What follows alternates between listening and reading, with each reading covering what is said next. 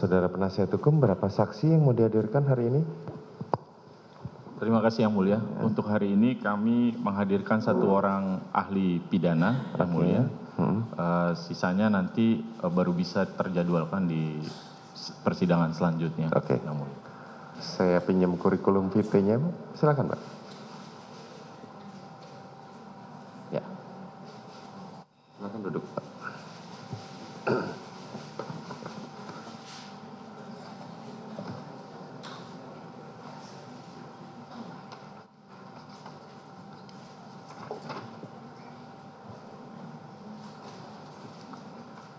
Saya periksa identitasnya dulu saudara ya. Nama saudara Elwi Daniel. Tempat tanggal lahir Tanah Datar 25 Juni tahun 60. Alamat Jalan Dr. M. Hatta, Kota Padang. Agama Islam, pekerjaan pegawai negeri sipil. Dalam hal ini guru besar di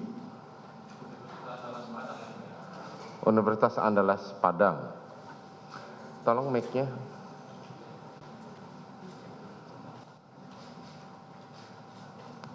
Ya.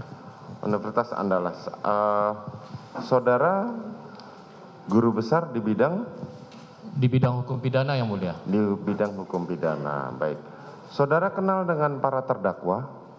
Tidak Yang Mulia. Tidak ada hubungan keluarga ya? Baik, silahkan berdiri terlebih dahulu untuk diambil sumpahnya.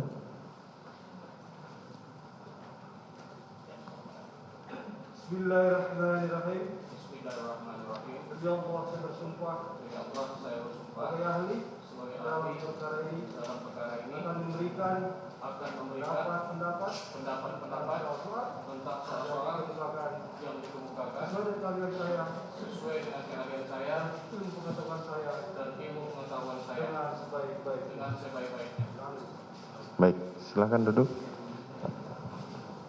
Baik, saudara penasihat hukum, kami berikan waktu 1,5 jam untuk bertanya kepada saksi saudara. Silahkan.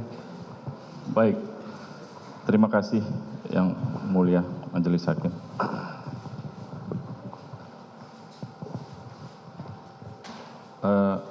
Saudara ahli, pertama-tama terima kasih sudah hadir di sini menyediakan waktu untuk memberikan keterangan untuk membantu dalam persidangan ini.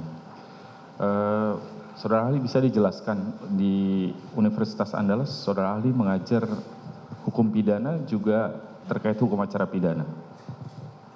Betul saudara. Baik, artinya memiliki pengetahuan baik hukum pidana material maupun formil. Baik. Saya masuk ke soal substansi, saudara ahli. Di dalam hukum pidana kita dikenal ada pendekatan dualistis dan monoistis. Bisa saudara ahli jelaskan apa perbedaan pendekatan ini, dualistis, monoistis, dan bagaimana konsekuensinya terhadap pemidanaan? Silakan. Baik, mohon izin Yang Mulia. Baik, silakan. Saya menjelaskan pertanyaan penasihat hukum terkait dengan teori monistik dan dualistik. Teori monistik dan dualistik adalah teori yang berusaha untuk menjelaskan pemisahan atau penggabungan antara perbuatan dengan pertanggungjawaban pidana. Kedua teori ini memiliki pandangan yang berbeda dalam soal apakah antara perbuatan dan orang yang melakukan perbuatan itu merupakan satu kesatuan atau terpisah. Teori monistik itu memisahkan antara perbuatan pada satu sisi dengan pertanggungjawaban pidana pada sisi lain. Sedangkan teori monistik justru menggabungkan antara perbuatan dengan orang yang melakukan perbuatan atau antara perbuatan pidana dan pertanggungjawaban pidana. Sehingga perbuatan dan pertanggungjawaban pidana itu adalah merupakan unsur dari Strafbarfeit. Sedangkan teori dualistik memisahkan antara perbuatan pada satu sisi dengan pertanggungjawaban pidana pada sisi lain. Dapat ahli jelaskan bahwa teori monistik itu tidak memisahkan antara perbuatan dengan orang yang melakukan perbuatan, antara perbuatan dengan pertanggungjawaban pidana, sehingga ini akan berimplikasi terhadap pembuktian bahwa semua unsur yang ada dalam rumusan delik itu, apakah unsur yang terkait dengan perbuatan atau unsur yang terkait dengan orang yang melakukan perbuatan, itu akan dibuktikan secara bersamaan. Akan tetapi dalam teori dualistik yang memisahkan antara perbuatan pada satu sisi dengan orang yang melakukan perbuatan dalam kaitannya dengan pertanggungjawaban pidana, maka dalam proses pembuktian itu harus dibuktikan terlebih dahulu adanya perbuatan melawan hukum. Jadi perbuatannya dibuktikan terlebih dahulu, kemudian setelah itu baru dibuktikan apakah orang yang melakukan perbuatan itu memiliki kesalahan atau tidak. Nah, kalau seandainya di dalam proses pembuktian terungkap bahwa perbuatan itu bukan merupakan perbuatan yang bersifat melawan hukum, maka dengan demikian unsur kesalahan tidak perlu lagi dibuktikan.